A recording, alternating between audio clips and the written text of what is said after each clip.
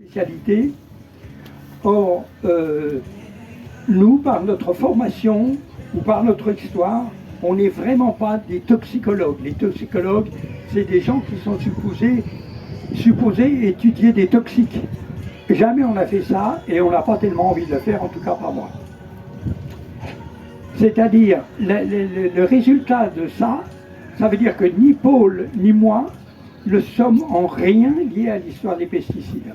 On n'est en rien lié à l'explosion de notre utilisation, qui est en partie liée quand même, qui est en partie liée à une partie du monde scientifique qui a cru qu'avec l'utilisation des substances chimiques dans la nature, on allait régler plein de problèmes. Il ne faut pas leur jeter la pierre, parce que pendant des dizaines d'années, en particulier après la guerre, il s'est retrouvé le problème de nourrir la population, et il y a des scientifiques qui ont dit on a la solution, et après malheureusement, ça a été repris par l'industrie agrochimique qui est partie sur d'autres préoccupations qui étaient de faire de l'argent, après avoir fourni les gaz toxiques dans le camp de concentration quand même.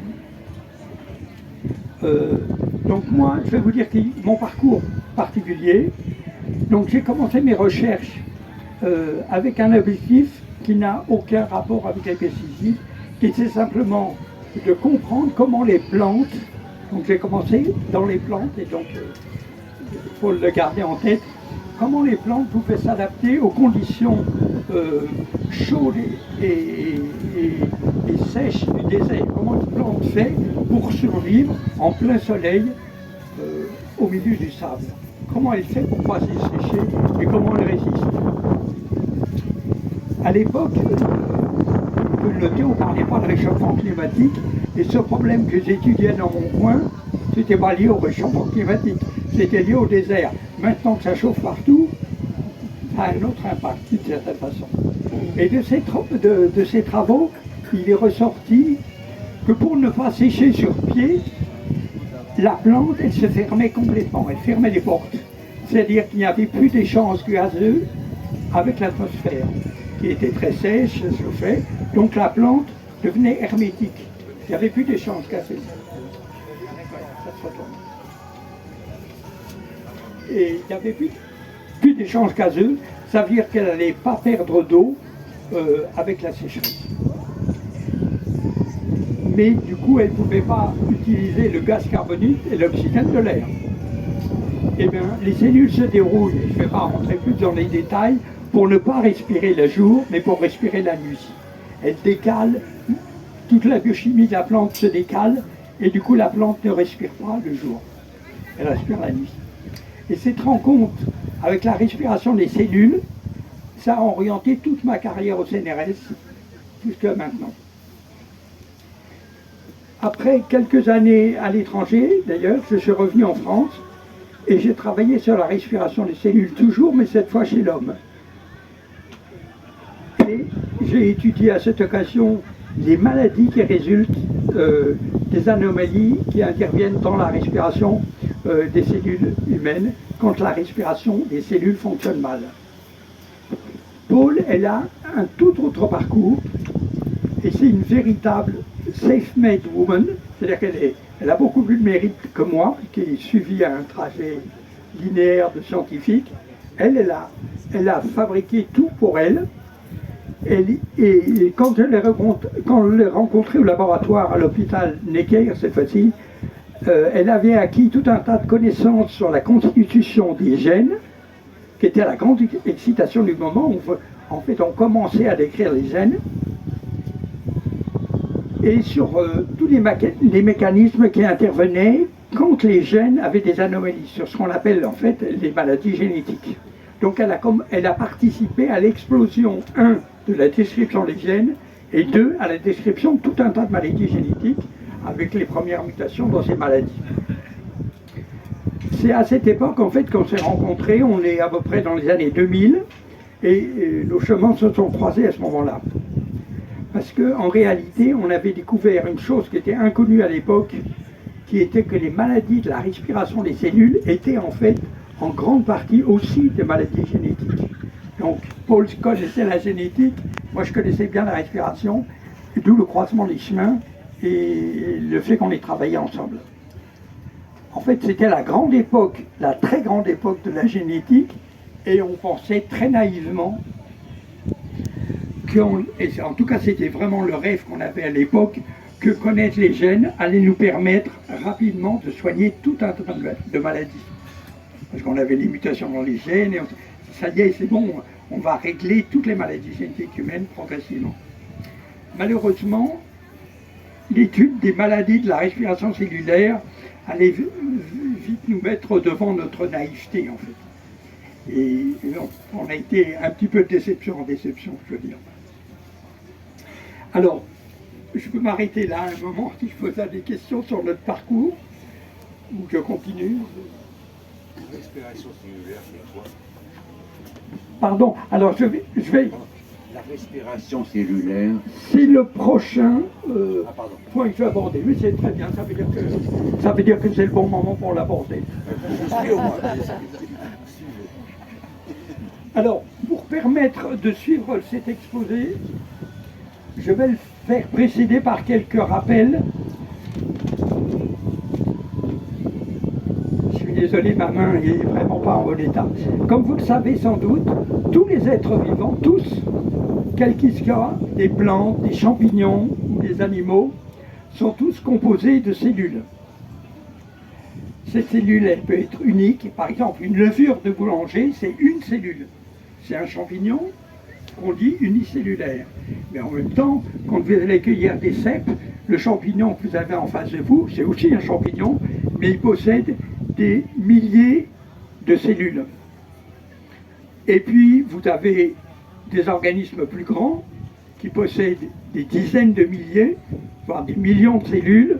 Pour l'homme, on estime qu'il y a entre 10 000 et 100 000 milliards de cellules chez un être humain. 10 000 à 100 000 milliards de cellules dans un être humain. Les cellules, elles peuvent être extraordinairement différentes. Il y en a quelques-unes qui mesurent quelques millièmes de millimètre, c'est ça. Donc 1 millimètre divisé par 1000, c'est absolument tout petit, ça se voit qu'avec un microscope. Mais il y a d'autres cellules qui mesurent plusieurs mètres.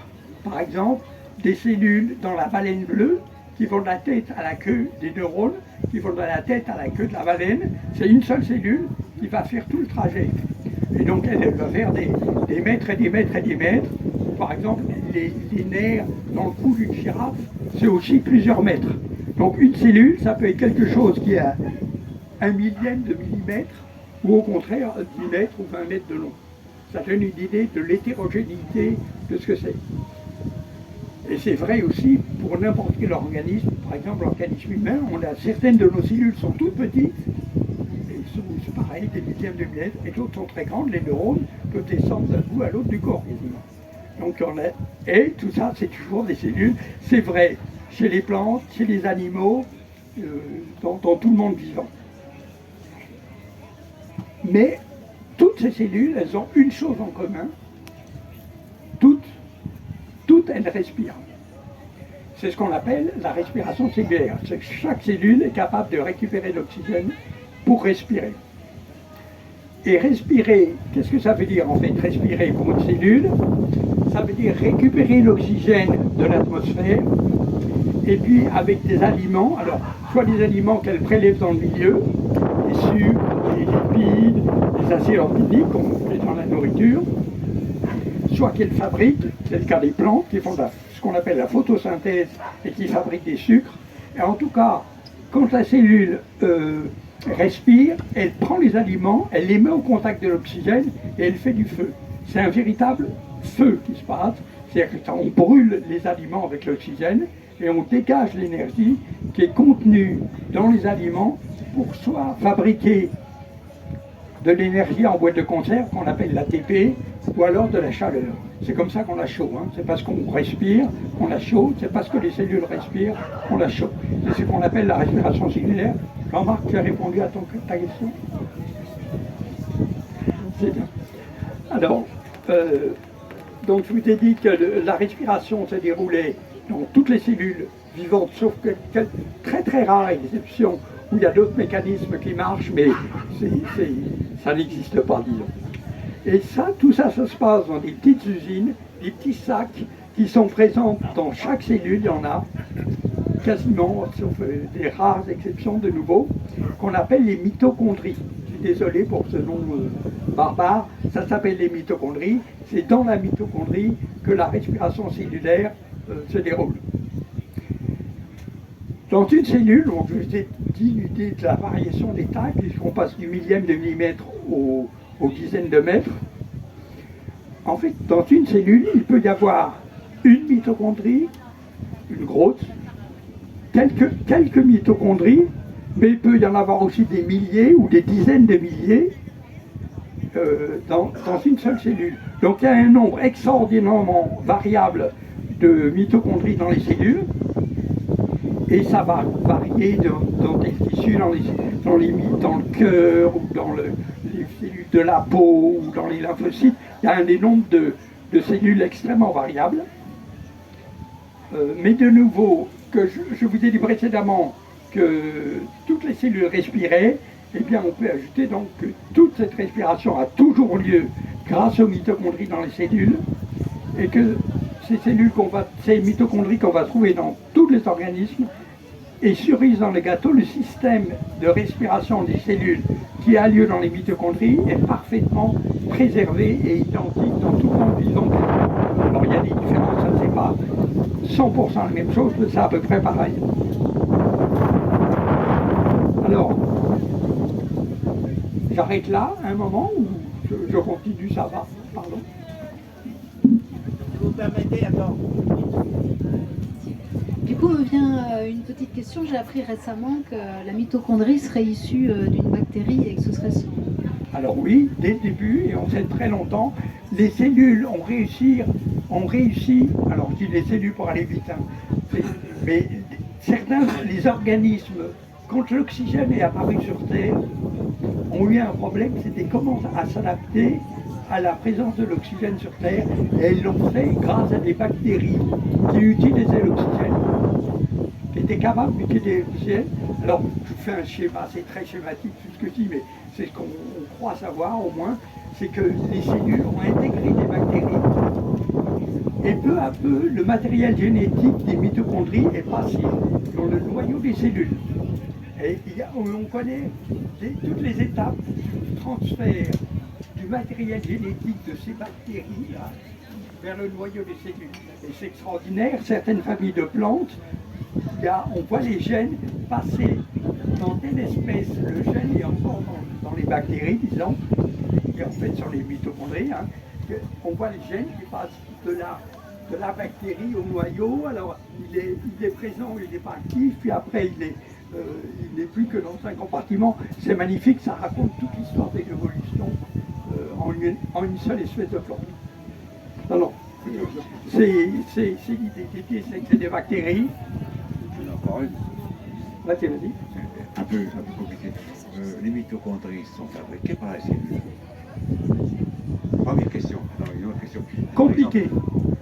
Les mitochondries sont fabriquées par les cellules, parce qu'elles sont dans les cellules, mais l'information génétique nécessaire pour fabriquer les mitochondries est à la fois dans le noyau des cellules et dans les mitochondries.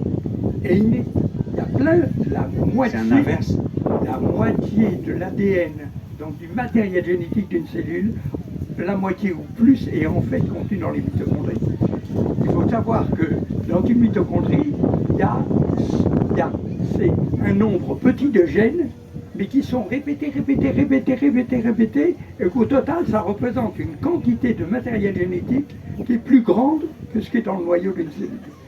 Donc c'est une chose qu'on n'apprend absolument pas, mais et c'est bien ça. Et de nouveau, selon le transfert et l'étape du transfert du matériel génétique des mitochondries vers le noyau, eh bien, la cellule va avoir un rôle plus ou moins grand dans la fabrication des mitochondries.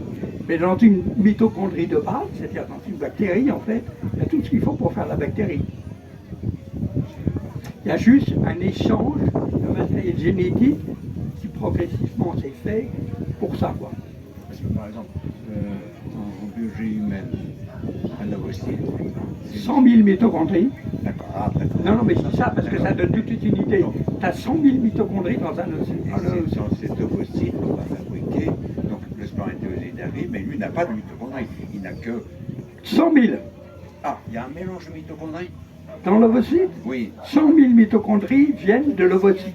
Non, l'ovocyte.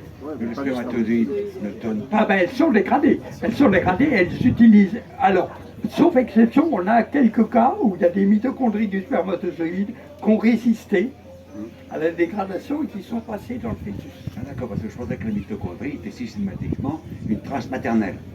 Chez l'homme. Oui, chez l'homme. Alors justement, chez les plantes. C'est là, mais c'est super intéressant d'avoir un œil sur l'ensemble des espèces, parce que ça donne une idée de la façon dont la transmission de l'information génétique a lieu. Chez l'homme, c'est strict, c'est toujours maternel, sauf exception. Il y a quelques exceptions. On connaît des individus qui ont eu des mitochondries qui n'ont pas été dégradées correctement et qui en fait proviennent du père. Pourquoi dégrader correctement? Elles doivent être dégradées. Ah, elles sont C'est une dégradées. nécessité. Pourquoi? Pourquoi les mitochondries du père sont systématiquement dégradées, je ne sais pas. Non, mais je ne vais pas dire que je sais, puisqu'on pourrait quel que soit l'argument que je vais émettre, proposer, on va me dire, mais dans telle espèce, c'est pas le cas. Donc il y avait une raison très simple. L'évolution, c'est très compliqué. C'est un mélange, comme tu sais, de hasard et de nécessité. Alors donner un sens à toute chose, c'est compliqué.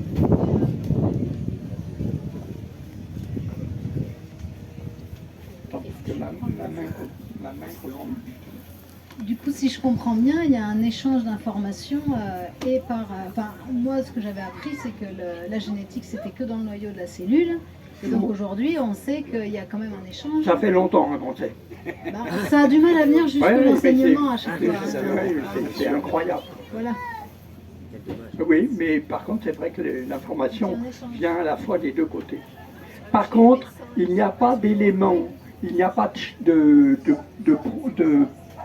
produits des gènes mitochondriaux qui partent dans la cellule. C'est juste, voilà, c'est pas un échange à proprement parler.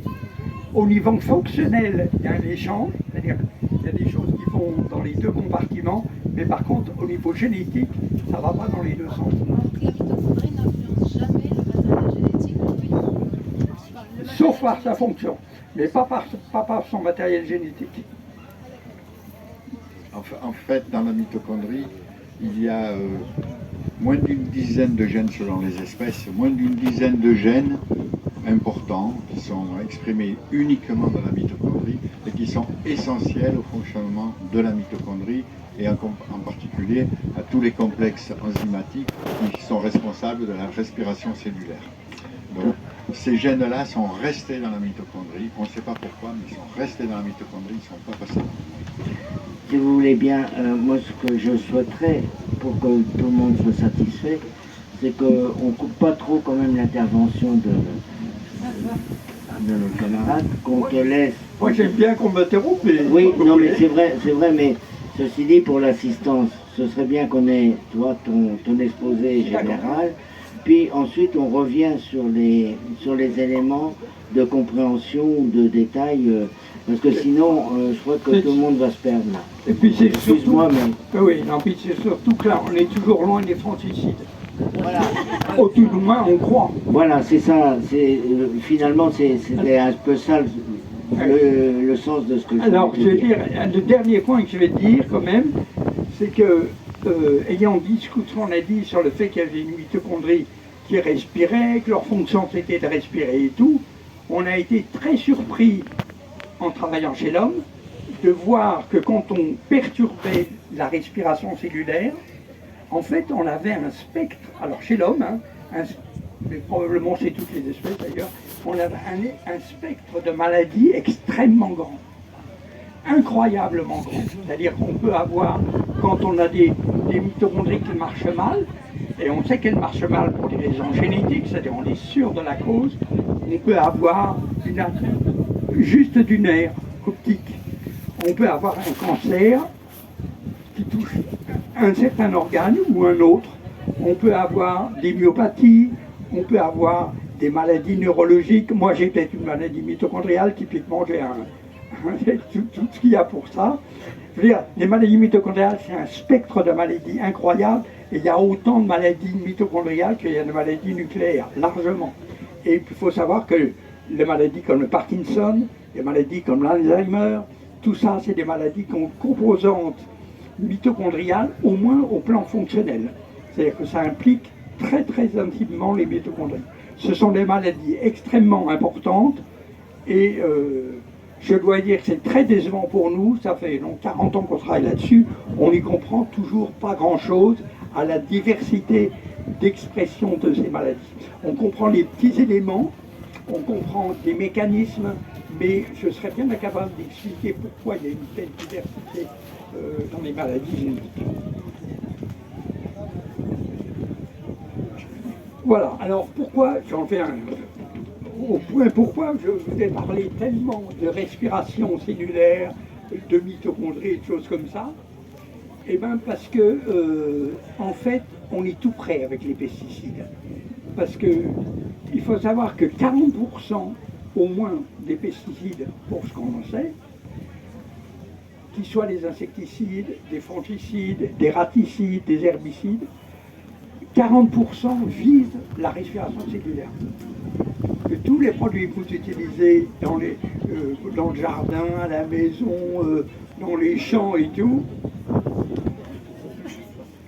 et des fois vous en utilisez parce que vous avez des puces dans votre lit et que vous n'avez pas dans des punaises de lit. Non, vous avez raison. Je retire ma proposition. En tout cas, il faut savoir que 40% des produits chimiques qu'on vend comme pesticides visent la respiration cellulaire, donc la respiration des mitochondries. Et c'est pour ça que je vous ai tellement parlé de ça, en quoi il y avait toutes sortes de cellules, des nombres variables de mitochondries, mais qui avaient une chose qui était constante, c'était la respiration. C'est vrai pour tous les organismes, que ce soit des plantes, des animaux, des champignons, tout ça, ça respire. Le système de respiration est quasiment identique, avec quelques différences. Et donc, quand on prend les pesticides qui visent la respiration, on a extrêmement peu de chances d'avoir la moindre spécificité. Et du coup, on va tomber là-dessus sur les DSI. Voilà. Alors, on va maintenant repartir au laboratoire et venir au point de la conférence qui était de parler des SDHI. Tu pourras nous dire ce que c'est que les SDHI. Bien sûr, je vais passer un moment à le dire. Vous en aurez marre après. Alors, donc après ces généralités sur les pesticides, on part au laboratoire maintenant. Vous imaginez une petite pièce un peu sombre, un peu retirée du monde. On est un jeudi après-midi de la fin octobre 2017. Paul et moi, on est assis chacun à notre bureau et on est en train d'écrire un article qui essaie d'imaginer des mécanismes par lesquels on pourrait expliquer l'évolution des maladies mitochondriales. Je ne vais pas beaucoup insister là-dessus, mais on n'y comprend rien. À l'évolution, il y en a, ça va très vite, ça va très lentement, on touche le même mécanisme, donc on ne voit pas pourquoi ça évolue de façon si différente. Et à un moment, il y en a un de nous, je ne sais plus lequel, qui dit que c'était un facteur externe qui interfère avec tout ça. Il n'y a peut-être pas que des facteurs génétiques, ou que les facteurs d'alimentation, ou que ça. Il y a peut-être quelque chose dehors qui influence l'évolution des maladies mitochondriales. Des maladies donc de la respiration cellulaire. Et c'est là que je vérifie en fait, les maladies mitochondriales, on ne peut pas les traiter en bloc. On était en train d'écrire un article sur une catégorie particulière de ces maladies, celle qui touche la succinate déshydrogénase. Succinate déshydrogénase, c'est une enzyme. Une enzyme dans une cellule, c'est quelque chose qui va transformer un composé A en un composé B. D'accord? Donc une enzyme, c'est ça va transformer A en B. Et la succinate déshydrogénase, elle transforme quelque chose qui s'appelle le succinate en autre chose qui s'appelle le fumarate. Mais pareil, quand on a une maladie génétique qui touche la succinate deshydrogénase, eh bien, on a un spectre de maladies considérable. Ça peut donner des cancers, ça peut donner des atteintes neurologiques. On sait juste que c'est très grave quand c'est d'origine génétique. Pardon? Cette enzyme participe à la respiration cellulaire. Et c'est une des enzymes de la respiration cellulaire. Et je le dis rapidement toujours. Donc on est tous les deux, Paul et moi, à se questionner encore, pourquoi, comment cette enzyme, quand elle est touchée, ça peut donner des maladies aussi différentes. On se dit, c'est peut-être qu'il y a un phénomène externe, et là, comme on est quand même... Et là, on se dit, comme on est moderne, on va regarder dans nos ordinateurs s'il n'y a pas, si on n'est pas passé à côté de quelque chose, et on tape dans Google succinate deshydrogénase inhibitors. On regarde si dans la nature, on n'était pas du tout parti pour ça. Pour moi, j'étais parti, est-ce que dans la nature, il y a des plantes qui ont les inhibiteurs de la succinate deshydrogénase des SDHI naturels, donc il y en a, ça je le savais déjà, mais on voulait savoir s'il y en avait. Et là, on tombe sur le fait que les SDHI, donc les inhibiteurs de la succinate deshydrogénase, eh bien, c'est le fongicide parmi les plus utilisés dans le monde. Ce sont les SDHI. Et alors là, on se regarde tous les deux en disant, c'est pas possible, c'est comme si on donnait du cyanure, tout comme... le cyanure aussi, hein, c'est l'inhibiteur des mitochondries. Mais je veux dire, c'est incroyable, c'était juste incroyable pour nous qu'on ose utiliser ces inhibiteurs à haute dose dans la nature. Et alors, ce qui est quand même assez intéressant, si vous vous mettez à notre place, nous, les scientifiques, depuis 45 ans, enfin moi en tout cas, je travaille sur la respiration cellulaire depuis 45 ans environ, et je n'étais même pas, j'avais même pas réalisé qu'on utilisait des inhibiteurs dans la respiration, comme de la succinate deshydrogénase en particulier, à grande échelle. Pour moi, c'était inconcevable, et donc je n'avais pas réalisé, ce qui montre à quel point c'est que le système est cloisonné, à quel point les scientifiques peuvent être complètement aveugles à ce qui se passe autour d'eux, ce qui était notre cas. Il y a encore du boulot.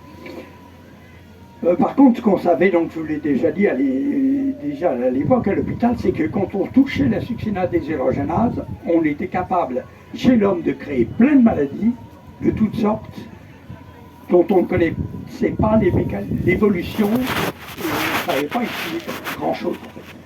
En tout cas, le résultat des courses, c'est qu'on a été complètement paniqués. Je me rappelle, c'était un jeudi, à l'après-midi, on s'est dit, mais on est fous, les hommes sont fous de faire ça. Et on a décidé qu'on allait essayer de faire quelque chose. Alors j'ajoute une dernière chose, c'est que les pesticides que l'homme prétend avoir inventés, il y en a plein dans la nature. Hein. Il y a très très peu de pesticides qui ne sont pas déjà présents dans les plantes. La plupart du temps, on a simplement pris les substances des plantes qu'on a exploitées. Il y a plein de plantes, par exemple, qui se défendent des prédateurs en étant bourrées de pesticides, y compris des sortes de SDHI et des autres inhibiteurs des systèmes des mitochondries. Donc il y en a plein, c'est pas parce que c'est naturel que c'est moins dangereux, c'est juste que c'est naturel, c'est pas moins dangereux. D'ailleurs les Indiens en Guyane qui pêchaient, ils pêchaient avec des lianes, ils jetaient des lianes dans la rivière, des boules de lianes, et ça tuait les poissons. Et en fait, c'était des lianes qui contenaient des inhibiteurs de la respiration cellulaire, qui tuaient des poissons. Après, ils mangeaient des poissons, et ces gens-là, ils mouraient en général autour de 40 ans de maladie de Parkinson avancée dont personne ne connaissait l'origine. Et en fait, c'était la roténone contenue dans les lianes qui était la source de pesticides. Ils l'ont découvert rapidement? Pardon? Ils l'ont découvert assez rapidement, ça? Non, pas du tout.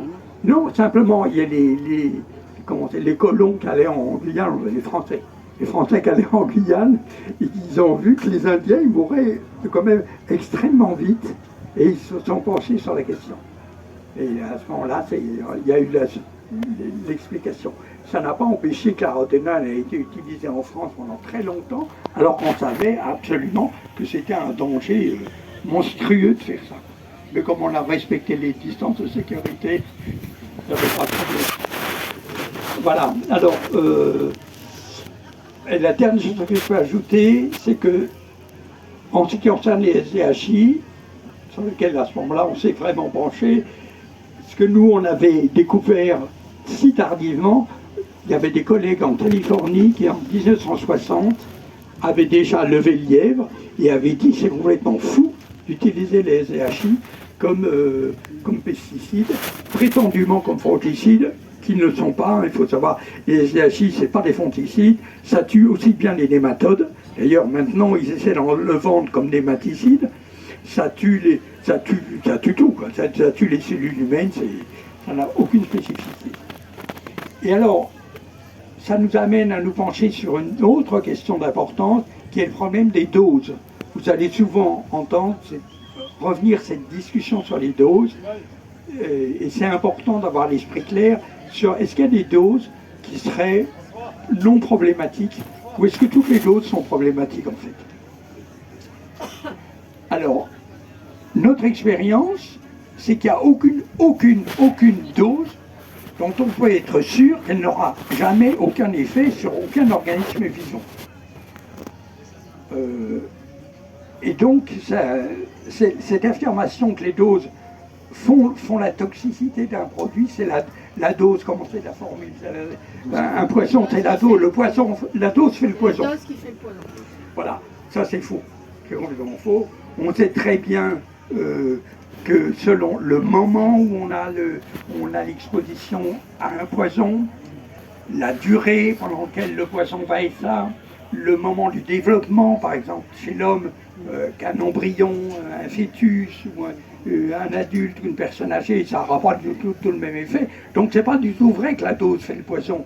C'est vrai que la dose participe du poison, plus il y en a, plus c'est mauvais. En théorie, parce qu'il y a en plus des situations extrêmement exceptionnelles, rares, mais qui existent, où c'est presque plus dangereux à faible quantité qu'à forte quantité. Donc, cette idée, la dose et le poison, elle est fausse, et il faut l'enlever de sa tête. On comprend bien pourquoi on a tendance à croire ça, mais en fait, c'est pas vrai. Alors, sauf pour mon voisin, qui me rappelle qu'il est un peu rond quand il prend trop de Saint-Émilion. Oh, tu me retournes. Il est un peu sous quand il prend trop de Saint-Émilion. Mais ce Saint-Émilion n'est pas un poison. C'était la bonne base. Oui, mais c'est pas un poison, c'est la guerre. Alors, donc, je vous ai dit qu'on était à peu près clair sur ce problème, nous, des petites quantités et des problèmes que posent les petites quantités quand elles sont discutées dans le monde des pesticides actuellement, ou dans la presse, ou tout ça. Parce qu'il faut réaliser, au moins pour 3 raisons, que on ne peut pas conclure comme ça, quand on n'a pas beaucoup, c'est pas dangereux. La première, c'est qu'on ne peut pas démontrer en laboratoire, et jamais on l'a démontré, et jamais on le pourra, qu'un produit qui est déclaré non toxique en laboratoire ne le sera pas une fois qu'il est diffusé dans la nature. D'accord ? En laboratoire, on va pouvoir démontrer facilement qu'un produit est toxique. Ça, c'est pas dur. Il suffit de l'en mettre dans une condition X. Si on arrive à avoir un effet spectaculaire, on peut dire qu'il est toxique. Mais dire qu'il n'est pas toxique, c'est tout à fait différent. C'est-à-dire, je vais mettre mon produit dehors et non, il n'y aura pas d'effet. Ça, c'est pas vrai, ça ne marche pas. Et on a 50 ans qui nous démontrent que c'est pas vrai, puisque tous les pesticides qu'on a mis dans la nature, le chlordécone, la roténone, tous ces trucs-là, qui étaient supposés ne pas être toxiques, se sont révélés parfaitement toxiques, malgré tous les tests qu'on faisait à l'époque. Donc, premier élément, il est impossible de tester l'effet d'une molécule ou d'une substance sur l'ensemble des organismes qui vont recevoir la molécule. Les poissons, les oiseaux, les insectes, les millions, les milliards de bactéries qui sont dans le sol. Deuxièmement, il y a des mécanismes cellulaires extrêmement compliqués sur lesquels on a travaillé depuis très longtemps,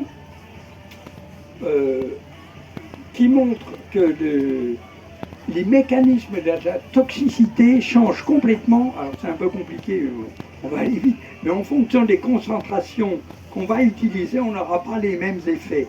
Vous avez qu'à penser par exemple, j'ai une baignoire, je ferme le robinet, donc c'est le blocage total, mais je vois que la baignoire elle ne se remplit pas, donc je peux faire quelque chose, et donc la cellule elle va faire pareil. Le système se bloque complètement, elle va s'adapter au fait que le système est bloqué complètement, elle va peut-être utiliser une voie détournée, et donc blocage fort, des cellules qui réagissent et qui s'adaptent. Et vous avez une autre situation, la baignoire fuit légèrement. On ne s'en aperçoit pas, ça fuit, ça bousille toute la maison lentement, alors qu'en fait, il n'y a pas de blocage, il y a simplement que ça fuit un peu. Et bien pour la SDH, c'est exactement ça. Vous avez une situation, si vous bloquez complètement la SDH, donc l'enzyme de la SDH, en fait vous créez un blocage métabolique et la cellule elle le voit. Et puis si vous bloquez pas la SDH, mais vous changez les conditions dans lesquelles elle travaille, elle se met à fuir. Et cette fuite-là, la cellule ne la voit pas. Et c'est comme ça que les cellules meurent quand on met des toutes petites doses de produits. Parce qu'on n'a pas bloqué le système, on l'a simplement fait fuir. C'est spectaculaire les résultats. Et alors je vous ai dit, oui, on n'a plus jamais affaire à un seul pesticide, mais en fait il faut savoir qu'on a affaire à des dizaines, des centaines de pesticides en même temps, que je vous ai dit qu'il y en avait 40% des pesticides qui touchaient en fait le même système, la respiration, et qu'on comprend bien que d'en avoir un ou 40, c'est pas du tout la même chose. Et donc en laboratoire, on va étudier un produit, un par un, et machin, on n'aura jamais idée de ce qui se passe quand on a 40 autres, et il est hors de question d'étudier tous les mélanges possibles.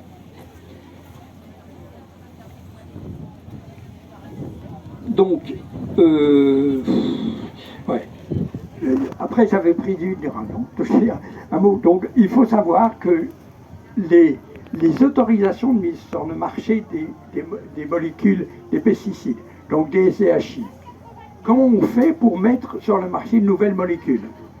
Eh bien, on fait des expériences telles que je vous ai décrites, c'est-à-dire une molécule isolée, dans les conditions données, c'est-à-dire une condition, peut-être deux, peut-être trois. On va utiliser des cibles en nombre très réduit, on va étudier sur telle espèce d'insecte, telle espèce de nématode. Donc on va étudier sur une toute petite catégorie d'animaux qui sont en rien une image de ce qui va se passer quand on va mettre le pesticide dans la nature, qui va passer du tracteur par exemple à la mer, parce que c'est comme ça que ça se passe. Ça diffuse partout, dans la terre, puis dans le vent, puis dans l'eau, la rivière, ça finit dans la mer. On rejette en moyenne 800 tonnes de pesticides, 800 tonnes de pesticides dans la mer. C'est quand même... c'est grand la mer, mais 800 tonnes c'est beaucoup, sachant la toxicité des animaux. C'est pour la planète, c'est pas seulement pour la France. Oui, oui, c'est pour la planète. Absolument.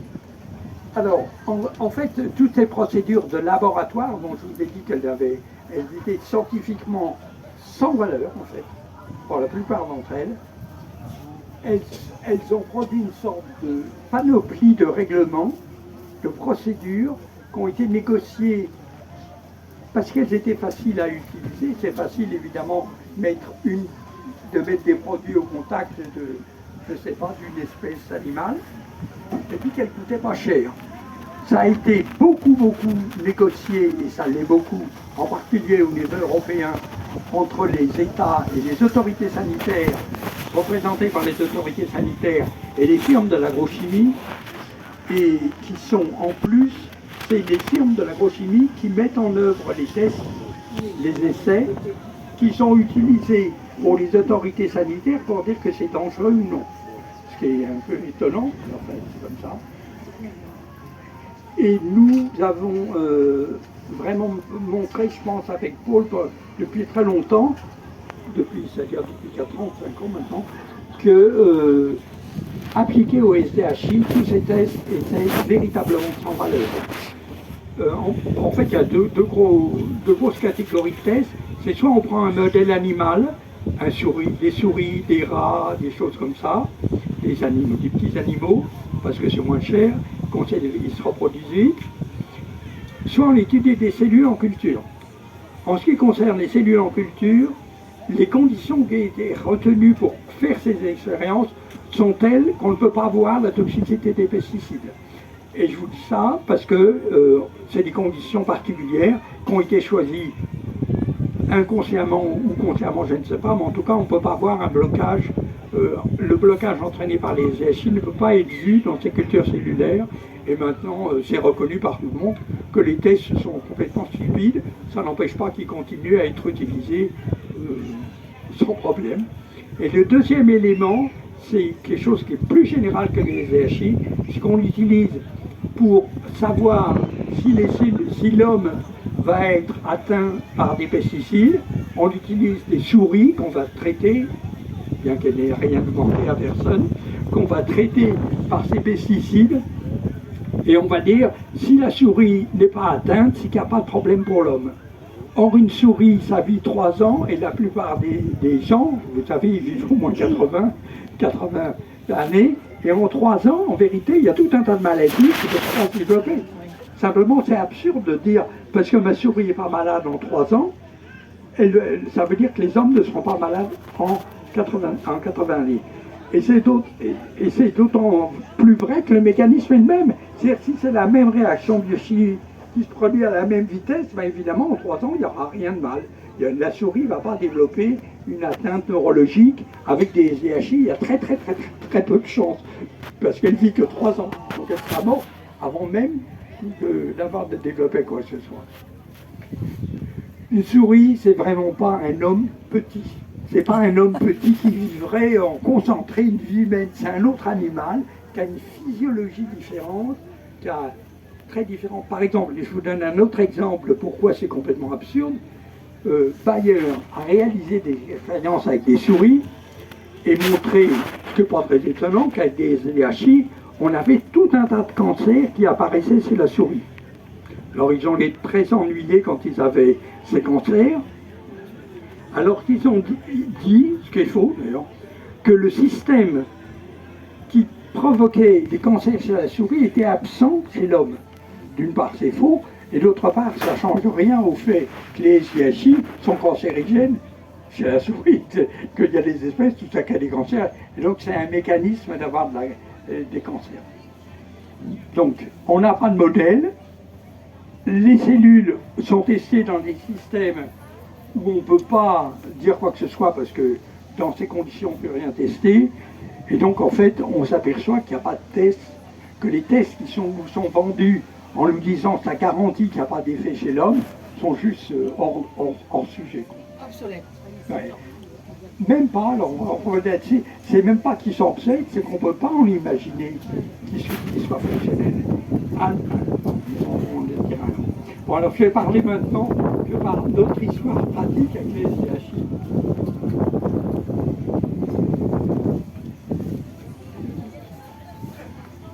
J'ose plus m'arrêter.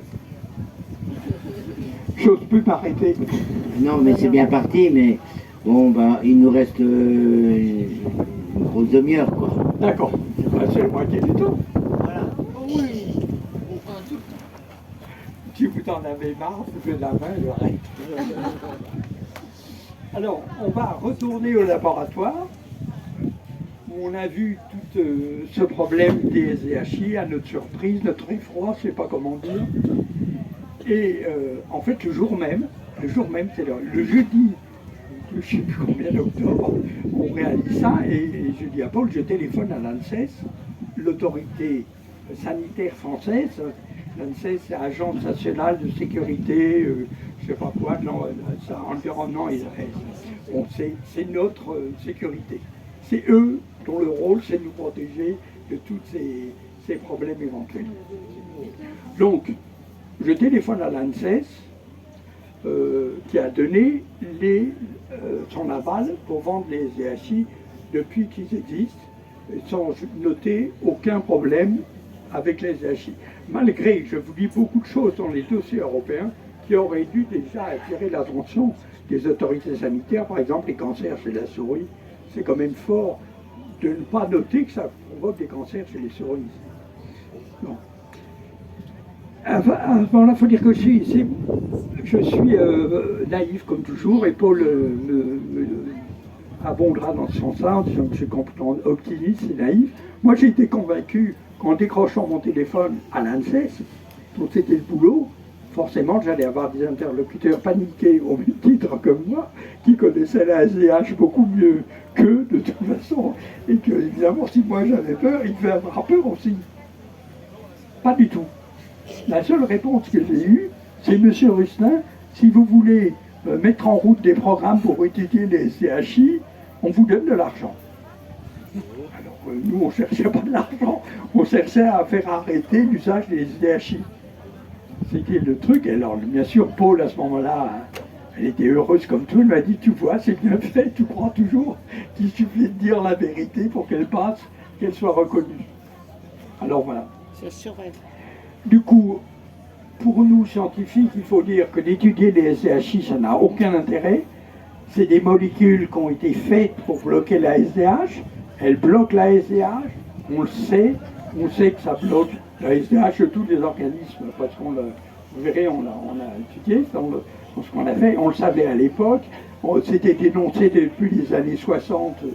On il n'y avait aucune raison de faire des études. Il y avait juste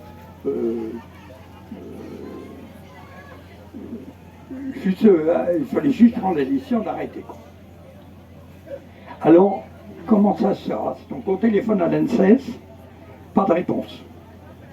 3 mois, alors, donc j'envoie au téléphone, je leur écris, je leur envoie des mails. Mais oui, monsieur Rustin, on va vous répondre. Bon, oui, c'est intéressant.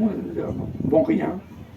3 mois passent, donc à ce moment-là, on écrit au CNRS, donc là où je travaille, à l'INSERM, là où Paul travaille, à l'INRAE, c'est la recherche pour l'agriculture, au ministère de l'Agriculture, on téléphone à toutes ces institutions avec à chaque fois la même réponse, rien. C'est-à-dire aucune réaction, rien. Ce qui a été un tout petit peu normal puisque c'était l'ANSES qui était supposé être notre interlocuteur, mais comme ils auraient pu aussi se manifester quand même. Donc au bout de 6 mois, on était complètement désespérés parce qu'il n'y avait rien qui se passe. On réunit une dizaine. Bon, j'ai une petite annonce sympa à vous faire. Il y a du vin chaud qui vient d'arriver à la buvette, du vin chaud. Alors là, on peut aller. Le soleil est prévu pour 16 heures, donc vous avez 1 heure pour boire du vin chaud. Allez, tous au vin chaud. Alors, du coup, il n'y a rien qui se passe et on réunit une dizaine de collègues, des cancérologues, des gens qui faisaient justement de la toxicologie, et on publie une grande tribune dans Libération pour dire que ça ne va pas du tout, les SDHI c'est une catastrophe forcément, il faut faire quelque chose, voilà. Donc l'appel, l'alerte comme on dit, à l'époque on ne se sentait pas alerte, mais maintenant on est devenu alerte, alors bon, lanceur d'alerte. Et donc on a eu cet article qui est paru dans Libération, qui a eu un certain écho. Il est paru. Il est paru. C'est miraculeux. Ah oui, il est paru. Il est paru. Voilà. Et le lendemain, et magie, on avait changé, parce que du coup, comme les SDHI étaient devenus médiatiques, parce qu'on a eu la télé, les radios, labos, on a eu plein d'articles dans la presse, Le Monde, enfin plein de journaux ont repris l'information des SDHI. Et du coup, étant devenu médiatique, l'ANSES s'est auto-saisi du problème. Auto-saisi, on ne sait pas très bien ce que ça veut dire, mais simplement, c'est devenu, ils se sont auto-saisis du problème. Et ils nous ont dit, ah mais monsieur Richard, ça serait peut-être bien qu'on vous rencontre avec vos collègues à l'ANSES. Et donc ça s'est passé juste après la première tribune. Entre-temps, on avait quand même reçu les gens de l'agrochimie en particulier, qui étaient venus chez nous, l'UIPP, qui s'appelle maintenant FITI. On avait été à l'Assemblée nationale 1 ou 2 fois, au Sénat. Tout le monde compatissait beaucoup sur les SDHI, mais personne ne faisait rien. Alors, on a été à l'ANSES en juillet, et à ce moment-là, on a eu un premier... L'ANSES a réuni un premier comité d'experts. Un premier comité d'experts qui était supposé dire un commentaire sur notre alerte. Et effectivement, ils ont lancé cette expertise en disant, au bout de 6 mois, qu'il n'y avait aucune alerte, il n'y avait aucune raison de s'inquiéter, rien. Alors ça nous a un peu interrogés. On a lu le rapport en détail qui était complètement défectueux et complètement nul. Et puis on a regardé qui étaient les gens qui avaient osé commettre le rapport. Et c'était des gens qui n'avaient, des béotiens, qui n'avaient jamais travaillé ni sur la SDH, ni sur les SDHI. C'était simplement des gens sélectionnés par l'ANSES pour dire que l'ANSES avait eu raison de faire ce qu'elle avait fait. Voilà, ça c'était le premier rapport de l'ANSES. À la suite de ça, il y a eu différents épisodes, dont peut-être le plus important, parce qu'après on a un peu baissé les bras pour les médias, on a publié une seconde tribune, une grande tribune dans le monde, d'une page, qui a été signée par 450 scientifiques français, plus une vingtaine de grandes pointures du domaine international, des Américains, des Japonais, on a fait une grande tribune qui fait le point sur pourquoi les SDHI sont dangereux, pourquoi il faut les arrêter immédiatement,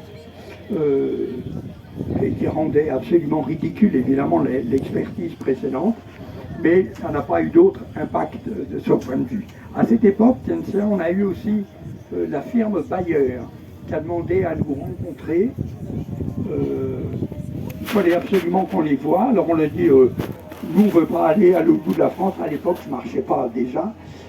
Mais par contre, si vous voulez, vous pouvez venir au laboratoire, nous, on peut vous recevoir. Bien sûr, ça sera public. Et à ce moment-là, ils n'ont pas voulu. À partir du moment où c'était public, ils nous ont dit, monsieur Rustin, non, on ne veut pas vous voir. Il faut savoir que la grande spécialité de ces firmes de l'agrochimie, c'est de soudoyer les gens. Hein. C'est clair. Parce que dans leur première invitation, c'était de nous inviter à Nice, au bord de la mer, dans un grand hôtel sur la Croisette. C'était ça la réponse de Bayer. Bon, ça c'est un jour. Et après, alors, bon, par contre, on n'a pas eu de réponse plus particulière à la tribune dans le monde. De nouveau, on a été reçu à l'Assemblée nationale, au comité national d'éthique, puis à l'office parlementaire des choix scientifiques et techniques. On a été reçu par plein d'institutions, mais personne n'a jamais voulu en vérité véritablement se mouiller, parce que en réalité c'est à l'ANSES. L'ANSES, c'est notre agence de sécurité, donc c'est à eux de prendre position.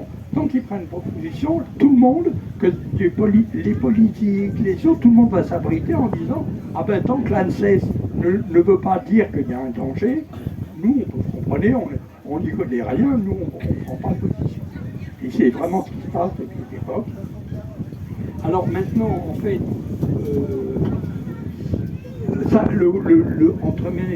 notre agitation continue, c'est-à-dire c'est passé à 2 endroits. D'une part, au niveau européen, on a des contacts avec des associations qui essaient d'agiter les parlementaires européens pour qu'ils agissent sur le problème des SDHI et d'autres pesticides d'ailleurs.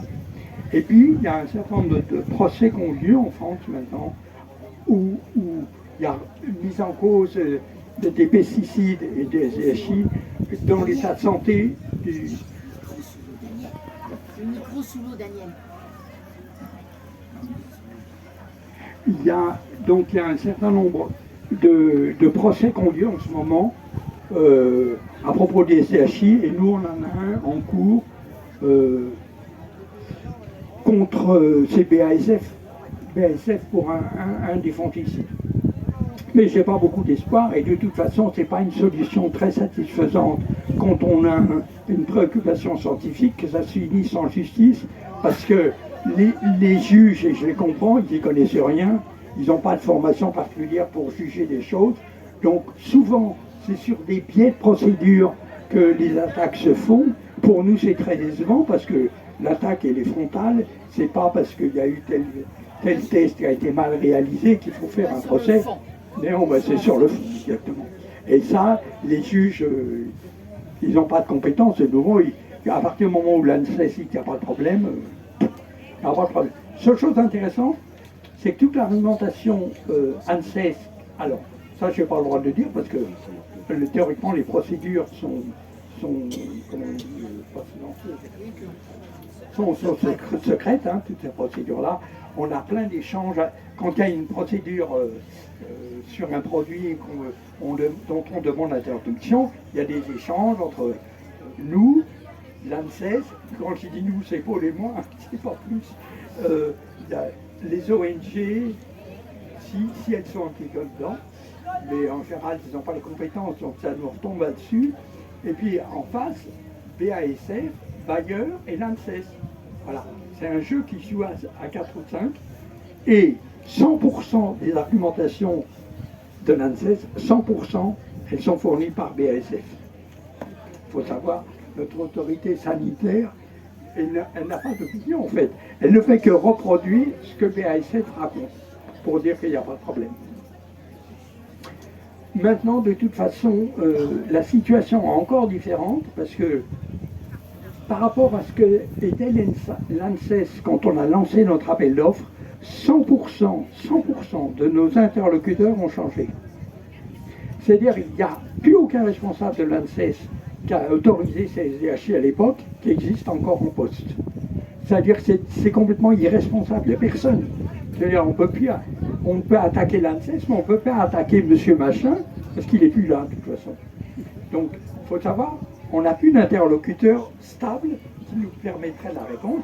Et le résultat de tout ça, c'est qu'il y a un rapport qui, nouveau, suite au premier rapport qui était complètement nul, l'ANSES avait dit on va en faire un deuxième, monsieur Rustin, on va faire un deuxième rapport, mais ce coup-là, il y aura plus d'experts, mieux.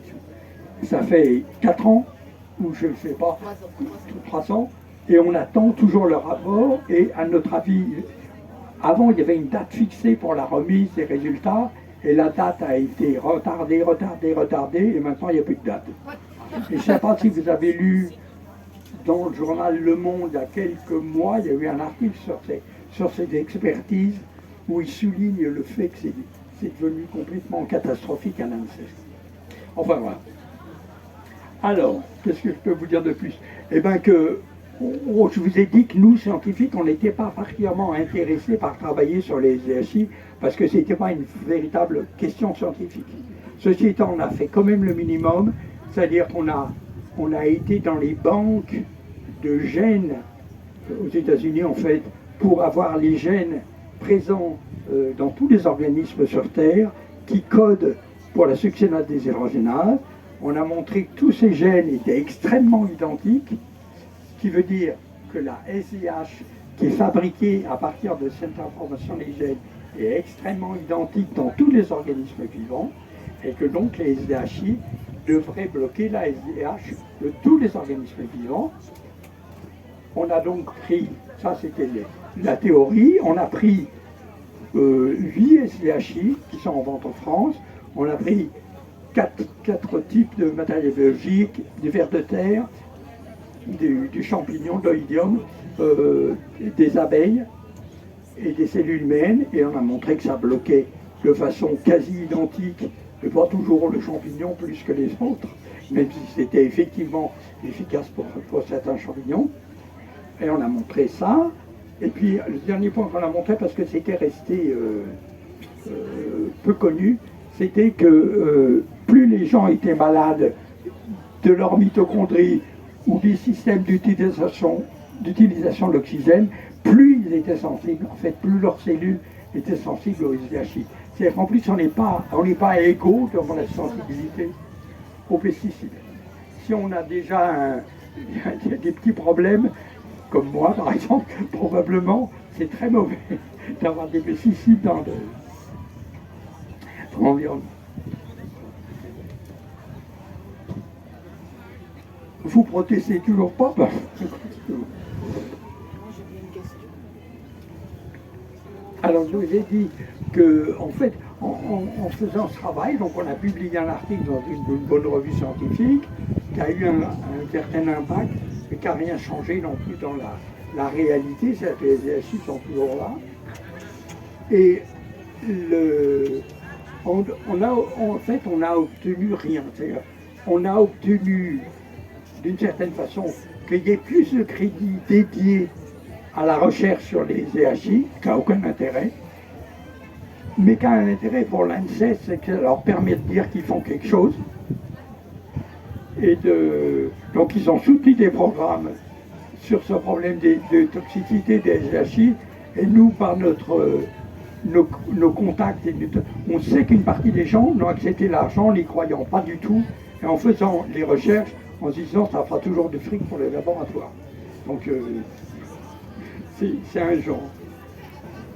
Bon voilà, j'ai dit le plus important. Je peux répéter une fois les problèmes des pesticides, mais je pense que je peux lister pour que ce soit clair, parce que les problèmes qu'on a rencontrés avec les EHI, je vous ai dit plusieurs fois, on les rencontre de fait avec beaucoup de pesticides. C'est-à-dire, je vous ai dit que les cellules qu'on utilisait, les tests qu'on utilisait, n'étaient pas bien. Enfin, c'est vrai pour plein de cellules, pour plein de tests qu'on réalise pour tester des fongicides qui touchent la respiration. On a toutes les interactions, un second problème pour lequel on ne peut rien faire, qui sont les interactions des pesticides avec tous les éléments du milieu. Je vous ai dit qu'il y avait plein de pesticides dans la nature et que quand on met d'autres pesticides, ben ça a des interactions et ça fait plein de choses, qu'on appelle les effets cocktails. Qu'est-ce qu'il y a d'autre? Il y a des problèmes. Les pesticides il y a deux sortes de pesticides. Il y a ceux qui se dégradent et ceux qui ne se dégradent pas.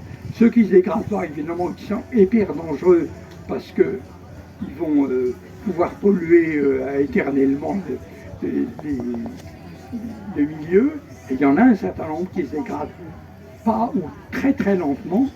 Et puis il y a un autre problème, c'est que certains pesticides se dégradent en produits qui sont encore plus dangereux que le pesticide initial.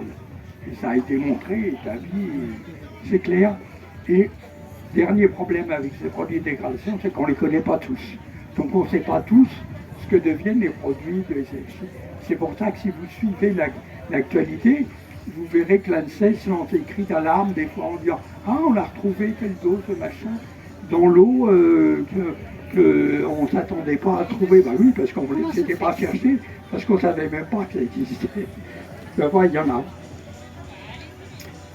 Après, dans les tests encore, dans les problèmes des tests, mais je vous l'ai déjà dit, la façon dont on les exposait aux pesticides, c'est super important. C'est pas la même chose de respirer des pesticides, de les avoir sur la peau, de les manger. Tout ça, c'est des choses qui sont extrêmement différentes. Or, on ne va jamais s'amuser dans les laboratoires à faire inhaler des pesticides dans les tests. Personne ne le fait, ça ne se fait pas. Donc en fait, on fait toute petite partie de ce qu'on pourrait faire. Je ne prétends pas qu'il faut le faire, mais en tout cas, simplement je dis qu'en fait, on fait vraiment pas grand-chose. Alors, voilà, je crois que j'ai fait le point, parce que le reste, ça va être redit. Ce qui m'a main de dire. Il y a d'autres choses que je veux dire.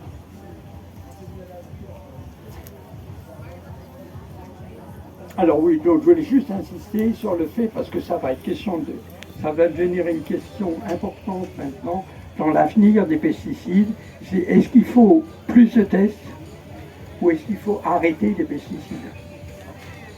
C'est vraiment une discussion qui tranche entre les gens et c'est super important parce que là vous avez des conflits d'intérêts énormes.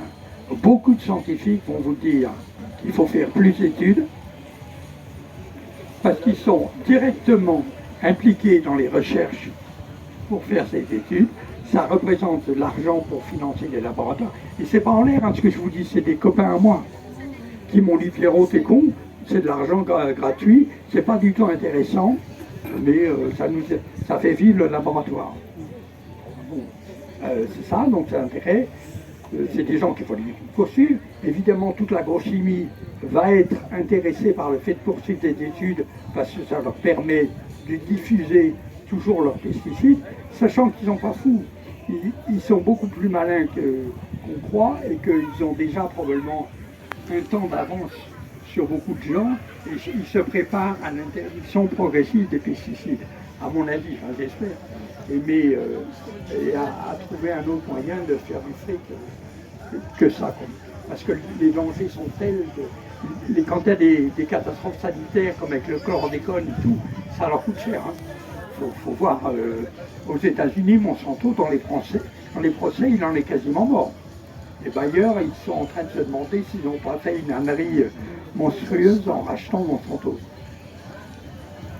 Voilà, juste pour dire que plutôt que, vous entendrez souvent l'expression, il y a des trous dans la raquette, des tests. En fait, c'est pas vrai du tout, il n'y a pas de trous. C'est comme si on jouait au football avec une raquette, il n'y a pas de raquette. C'est même plus ça, c'est que simplement c'est absurde de faire tous ces tests et qu'il faut juste arrêter les pesticides.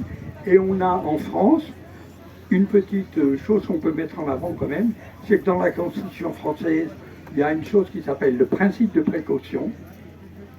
Le principe de précaution, ça veut dire pour tout le monde, et c'est ce sens-là que je veux retenir, c'est que quand on ne sait pas, on ne fait pas. Et en ce qui concerne les pesticides, vraiment on ne sait pas. Que ça va être toxique. Il y a un autre élément, c'est que tout le monde a le droit de vivre et d'exercer dans un environnement sain. Donc ça aussi, c'est dans la Constitution. Donc merci Pierre, merci à tous les deux.